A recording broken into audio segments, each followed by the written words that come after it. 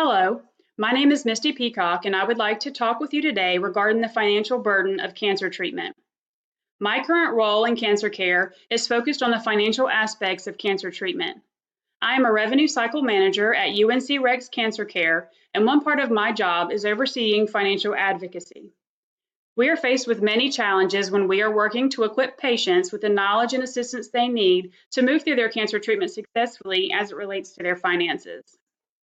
No one plans to receive a cancer diagnosis. A cancer diagnosis will change a life. The purpose of my research is to bring awareness to individuals across the region regarding the cost of cancer treatment. Appropriate financial planning and added awareness and education on this topic can play a tremendous role in whether a family can sustain the cost of cancer treatment. The problem facing cancer patients today is cancer treatment is expensive.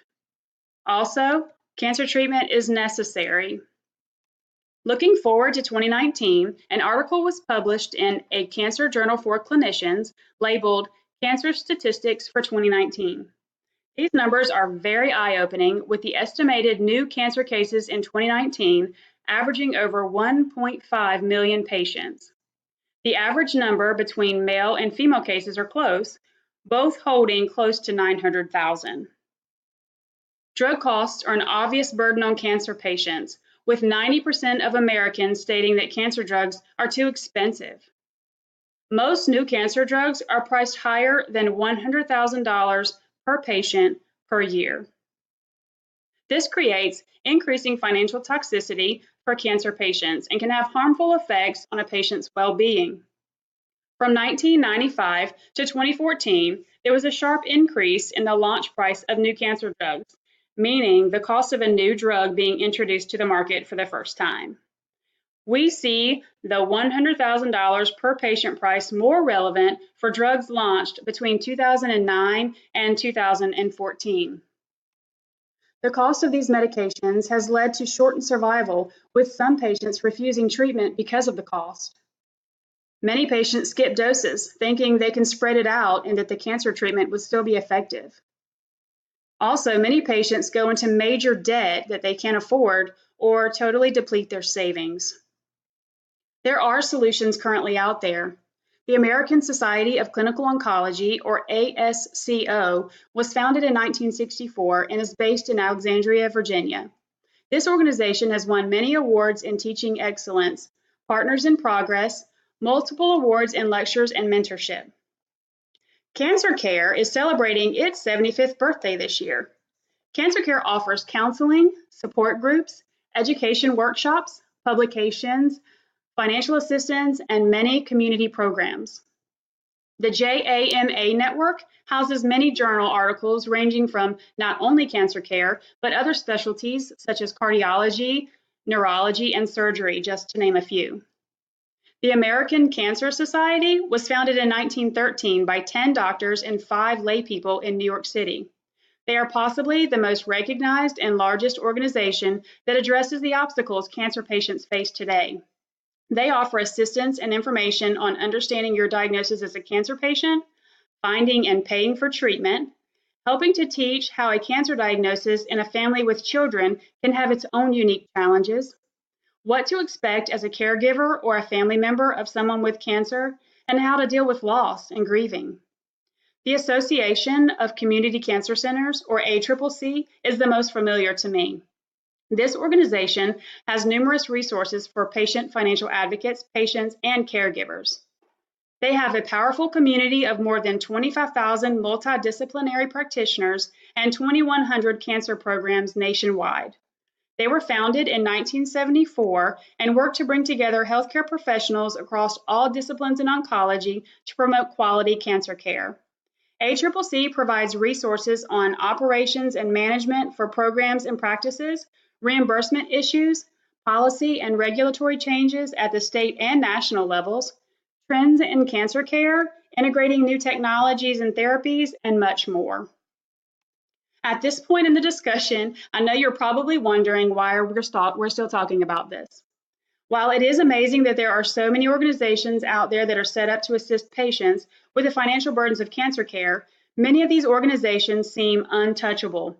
Or maybe patients feel that since their cancer isn't at the last stages, they feel guilty using resources that other patients may need more. Maybe they see it on TV and don't have time to jot down the number or name. Maybe they don't have access to the web to do research. Whatever the reason, what do we do now? My proposal begins with the patient as the advocate. No one knows the financial history, diagnosis, or health history better than the patient themselves. So much information is thrown at you quickly when you receive a cancer diagnosis. While this is also an emotional roller coaster, this is not the time to back down or give up. This is the time for the patient to take charge of their health and life. Taking responsibility of understanding their insurance benefits, keeping open the lines of communication with their provider, and being open with questions regarding their treatment options is vital. My next proposal is tied in with the first one. It is education and awareness, not only with the patient as the responsible party, but also the community and caregivers of the patient. This is not the time to be alone. I know you've heard the saying, it takes a village to raise a child. Well, it also takes a village to successfully maneuver through cancer care and treatment. The last but most important part of my presentation leads us to my greatest proposal, the dire need for the patient financial advocate. Providing financial advocacy in cancer care can offer patients that one-on-one, face-to-face caring support. Advocates go the extra mile to ensure each patient's individual needs are met. Most financial situations and needs do not fit into a mold. There is no special formula that applies to every cancer patient. Most financial advocates have diverse education and knowledge levels, as well as other backgrounds to assist with this role. This part of the proposal also directly ties into the patient as their own advocate. There are times that financial discussions are avoided because patients fear they are time-consuming or that the facility is just there to get their money. While funding cancer treatment centers is not free, that is not the goal of the financial advocate. Up until recently, most hospitals and cancer treatment centers provided treatment to patients no matter their ability to pay. With rising costs, cancer treatment centers are put in a position to be firmer with collecting and are bringing the patient more into financial responsibility. Now is the time for everyone to be more aware. Whether it be a family member, friend, or neighbor, cancer can happen to anyone. You do not have to get old to get cancer. Cancer is no respecter of person. We must keep options open for patients, and that means we must keep cancer treatment centers open. I know personally of a cancer treatment center that recently had to close its doors to its patients because of decreased reimbursement from insurance companies as well as out-of-pocket collections from patients. This is a call to action, a call to unite, divide, and conquer.